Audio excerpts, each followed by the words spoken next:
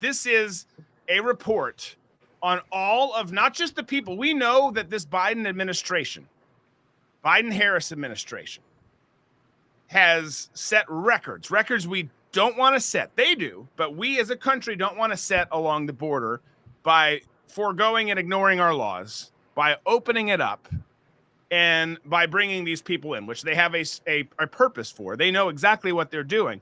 But when you're talking about tens upon tens of millions of illegal immigrants here, and you just know and assume when things are wide ass open that there's going to be some bad people coming through.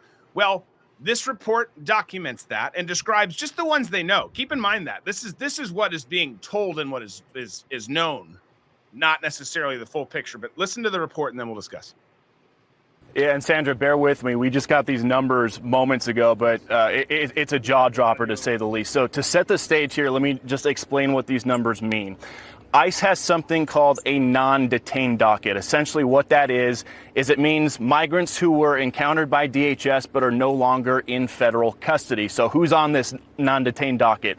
It's illegal immigrants who were caught and released at the border, released with the court date years away. They're in immigration proceedings, combined with illegal immigrants who have already been ordered deported from the country by a judge but are still here roaming the country. So keep that in mind, this non-detained docket.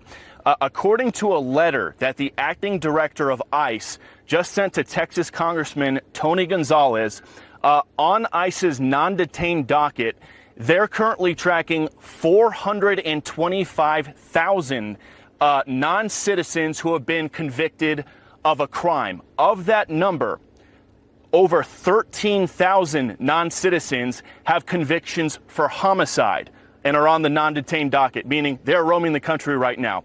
On top of that, there are another 15,811 non-citizens convicted of sexual assault who are roaming the country right now on ICE's non-detained docket. It doesn't stop there. Those are convictions. The ICE director also says there are currently just under 1,900 non-citizens on the non-detained docket who have pending homicide charges who are roaming the country, and another 4,250 non-citizens who have pending sexual assault charges who are roaming the country on the non-detained docket. So people's eyes might be glazing over right now with all the numbers we just threw at you. Just to put it in a nutshell right here, what we've learned from the acting ICE director via this letter to Congressman Tony Gonzalez is right now there are over 13,000 illegal aliens convicted of homicide who are roaming the United States right now. There are another 15,811 illegal aliens roaming the country right now who have been convicted of sexual assault, and there are even more who are facing charges for homicide and charges for sexual assault. So this just goes to show, guys, the non-detained docket has exploded under the Biden administration to over, I believe it's 7.3 million. They're anticipating it could hit 8 million by the end of the year. But looking at the numbers on this letter right here, there are... But it's men. I mean, I think they're... Wow. So those aren't good stats. I mean, that's not what you want to hear. 13,099 murderers convicted, with others going through the process of being convicted. 15,811 rapists. 425,431 convicted criminals, spanning another, wide array of criminal activity. And again, this is just what we know.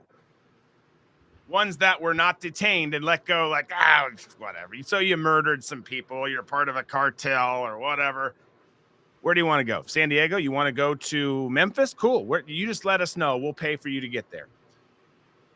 But this is, think about this. If we're all, I know that we live in this hyper-political, hyper-partisan world, which is dumb. At least don't be hyper-partisan because there's only one party. But if we had an honest conversation, knowing that any of this stuff was going to overflow into a community, you'd be upset if we knew that there was 12 murderers let go into the country, going to Lord knows where, TBD locations. right? People would be upset. Like, you can't just let someone go free. What if they land in my community? What if they hurt me or my family or my friends, my colleagues? You'd be upset. You'd say we have to do better. But this is you add those three categories up that Bill was talking about there. That's over 454,000 known criminals, many of which violent criminals. And again, that's just what we're being told. And there's still people are like, well, I mean, like, no, there is no, well, I mean, there's no buts on this. There's no excuses. You close the damn border.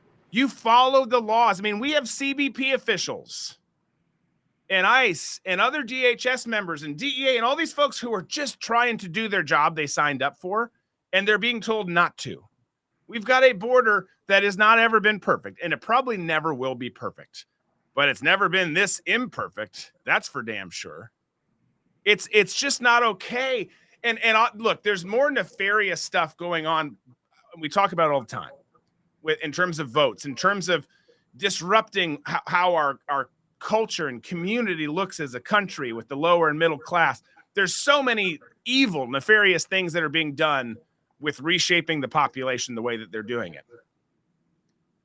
But before you even get to that part of the conversation, it should be a non-starter. It should be, no, we're not doing that because of all of what we just talked about here. It's just so bananas that we're just letting this happen. There's reports and conversations, you've maybe heard some of them too, about the Taliban and other extremists who are already here wanting to do October 7th like attacks.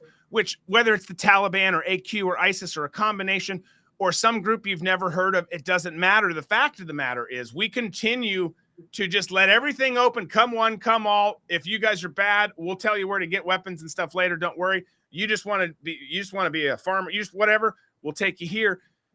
All of this is fixable. All of it is fixable. And we've put ourselves in a situation now where like in a totally different context, you had Chimney Rock and you had Asheville, who just got flat knocked on their ass this week. Didn't see it coming. Not the kind of cataclysmic change that has come. And the same thing's going to happen to communities across the country because of these failed border policies. It's going to come. There's going to be a day where something like October 7th does happen. I hope and pray it doesn't. I don't want it to, clearly. But there's going to be a day, and likely days plural, where that kind of stuff happens. And people are going to be like, well, how did that happen? And those are the same people who were saying and are still saying to this day, well, with the kind thing to do is to let people in and pay for them, even though we have all of our own problems and people who need help and support. But let's give it to these people who aren't Americans and are technically breaking the law. The whole thing, you feel like you're in an upside down world, and I'm so sick of it.